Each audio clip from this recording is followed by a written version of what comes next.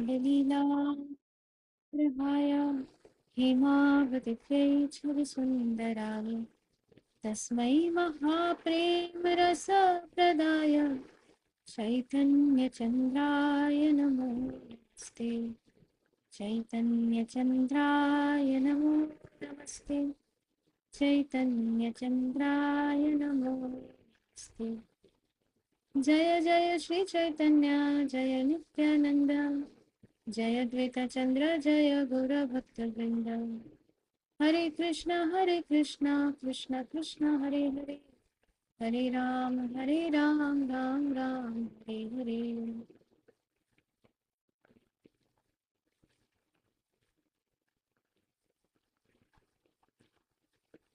Hare Krishna everyone. So continuing to read from chapter number 20 from the book Teachings of Lord Chaitanya.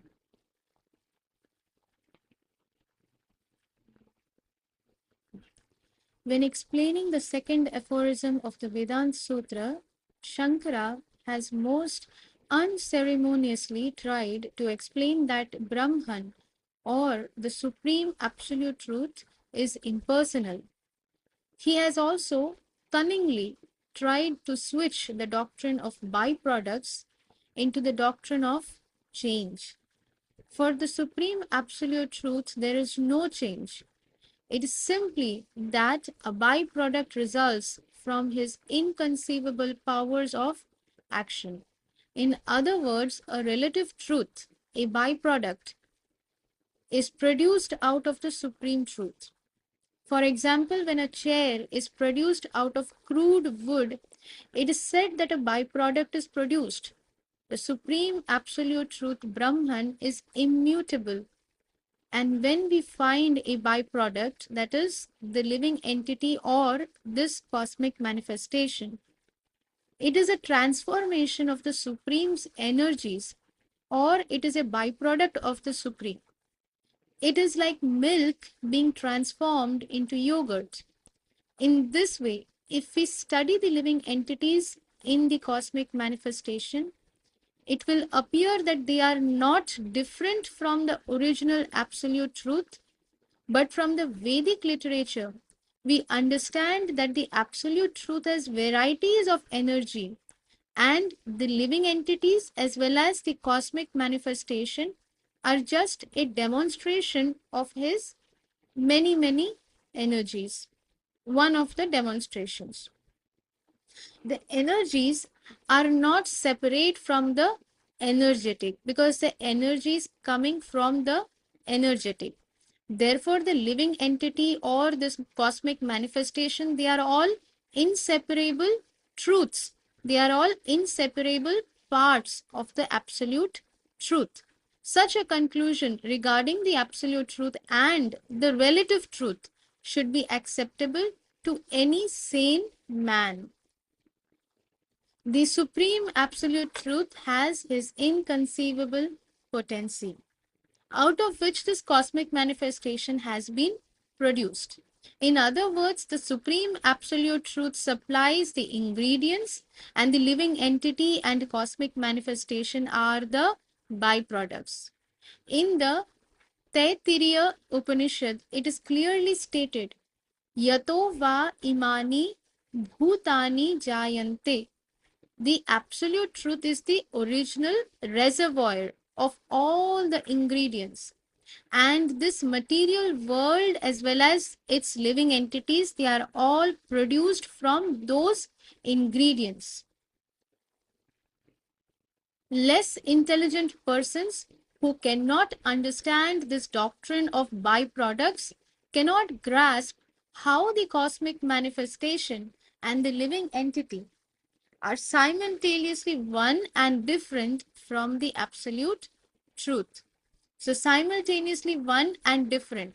How we are one with the absolute truth? Because we are qualitatively, we have the same um, qualities. Qualitatively, we are same. And how we are different? Because quantitatively, we are different. We are separate entities. We are not the same entity. Not understanding this, one concludes that the doctrine of byproducts implies that the absolute truth itself is transformed. So, what did Adi Shankaracharya do? He he completely changed this doctrine. That instead of saying that these are byproducts of the supreme absolute truth is unchangeable. But what did Shankaracharya say? That it is the supreme truth that changes and transforms into this relative truth. And not understanding this, one concludes that the doctrine of byproducts implies that the absolute truth itself is transformed, which never happens. The absolute truth never changes, it remains as it is. Unnecessarily fearing this, one then concludes that this cosmic manifestation and the living entity are false. Shankaracharya gives the example of a rope being mistaken for a snake, and sometimes the example of mistaking an oyster shell for gold is cited. So, these are some examples that Shankaracharya has given, that we are understanding a rope to be a, we are mistaking a rope to be a, we are mistaking a snake to be a rope, or we are mistaking an oyster shell, mere oyster shell, to be the gold itself, just because it is glittering under sunshine. But surely such arguments are ways of cheating. Mahaprabhu is saying that all these arguments are just ways of cheating. As mentioned in the Mandukya Upanishad, the examples of mistaking a rope for a snake and an oyster shell for gold have their proper applications and can be understood as follows. Now, Mahaprabhu uses the same examples and gives us the explanation how this argument should be understood.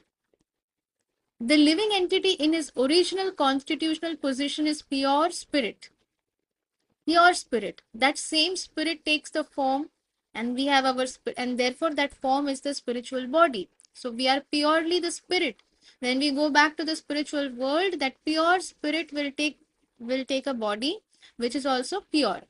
It is not that we are acquiring a body, but that pure spirit takes the form in order to serve the Supreme Lord. Therefore, it is a spiritual body. Spiritual spirit which takes the form of the body. But here, what is happening? We are the spirit and we have acquired a body. When a human being identifies himself with the material body, his misidentification is like mistaking a rope for a snake. So, the same example that was given by Shankaracharya, saying that actually this material world is just false, we are mistaking it for gold, actually it is just an oyster shell, it does not exist, all these. There Mahaprabhu is explaining that the right explanation or the right way to understand this is that the constitutional position, our constitutional position is we are purely spirit. But when we identify ourselves with the material body, then this example is true, that we are mistaking the snake to be a mere rope. But or we are mistaking oyster shell to be gold. We are thinking that this is all in all, this body is everything, and everything in connection with this body is all in all. There is nothing beyond it, there was nothing before this. This is a wrong misconception. The doctrine of illusory transformation of state is accepted when one thing is mistaken for another. Actually, the body is not the living entity, but according to the doctrine of illusory transformation of state, one accepts the body as the living entity. The Mayavadis, we can understand when Mahaprabhu is explaining this, that means the Mayavadis are considering that this body itself is the living entity.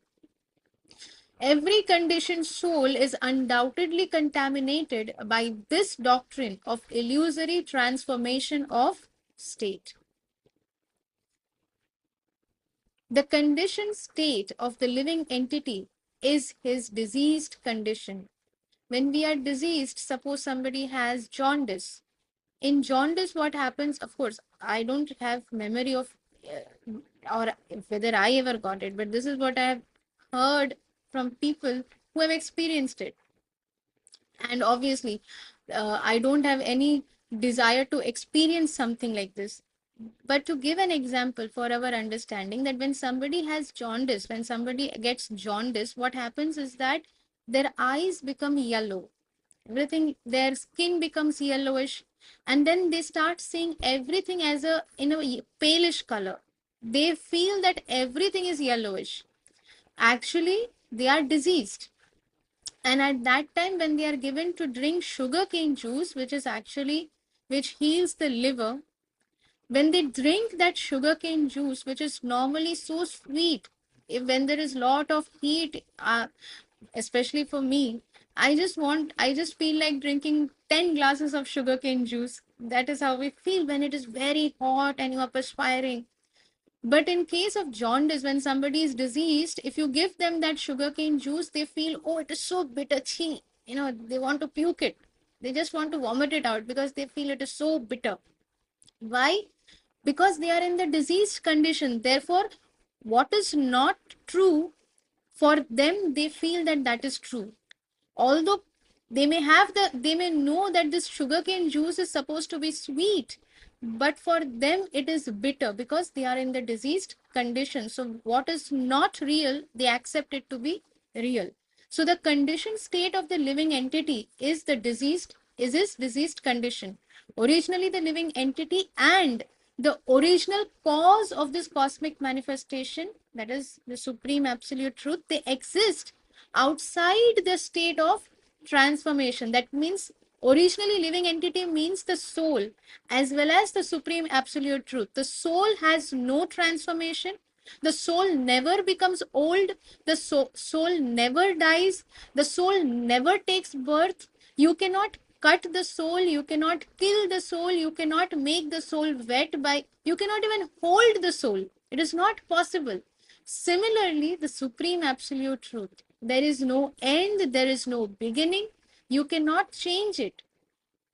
So both the living entity as well as the original cause of this entire cosmic manifestation, they exist outside this state of transformation. But mistaken thoughts and arguments can overcome a person when he forgets the inconceivable energies of the Supreme Lord. So when they forget, because of forgetfulness, because of the diseased condition, what happens? One forgets the inconceivable energies of the Supreme Lord. Just like somebody who has jaundice cannot remember that, oh, this sugarcane juice is supposed to be so sweet. Or the whole world is not yellow, it is my disease because of which I can see everything as in a palish color. Similarly, in our diseased condition in the material world, we also forget. Because of our forgetfulness, we have different conceptions. Even in the material world, there are many examples of inconceivable energy. The sun has been producing unlimited energy from time immemorial. Who can say when was the sun put on orbit? Which scientist went and put it on orbit? Chalo, abhi ghumne lago. Or who puts switches on? Okay, now it is time for you to come up. Okay, now it is time for you to go down. Who does it? Somebody has to do it, right? Otherwise, how is it happening? If somebody says that no, nobody is doing it, it is just happening, then there is no greater fool than that person. Because we have to understand that for little, even a small tiny kid's car, there has to be somebody who will push the car and then the car moves. If somebody thinks no, the car is moving by itself, nobody pushed it. Even if it is a battery car, so somebody has made it, right? Somebody has created it. Somebody has put those parts together and made it such that if you put a battery inside, it will move by itself. If somebody says no, no, no, it just appeared from the sky, kids will say that. So we have to understand that kids don't have that intelligence. Similarly, if adults also, as human beings, adult human beings, they speak such things that no, no, no, no, there is no supreme God, then we have to understand that they may look like adults, but in their intelligence they are just like kids. That means they are foolish, they don't have enough intelligence. The sun has been producing unlimited energy from time immemorial, and so many byproducts result from the sun. Yet, there is no change in the heat and temperature of the sun itself. If the sun, despite being a material product, can maintain its original temperature and yet produce so many byproducts, is it difficult to understand that the supreme absolute truth remains unchanged in spite of producing so many byproducts by his own inconceivable energy? Is it difficult to understand for the intelligent? Thus, there is no question of transformation as far as the supreme absolute truth is concerned. So, very, very beautifully and in very simple ways, Mahaprabhu has explained and Srila Prabhupada has explained. So, thank you very much for your kind association. Krishna willing, we'll continue reading again tomorrow. Vancha kalpatrubhyascha kripa sindhubhya eva cha patitanam pavanebhyo vaishnavebhyo namo namaha. अनंत कोटि वैष्णव वृंद की जय। श्री श्रीमद श्रीला जय पताका स्वामी गुरु महाराज की जय। जगत गुरु श्रीला प्रभुपाद की जय। निताय गौर प्रेमानंदे। हरि हरि हरि हरि बोल। शैलेश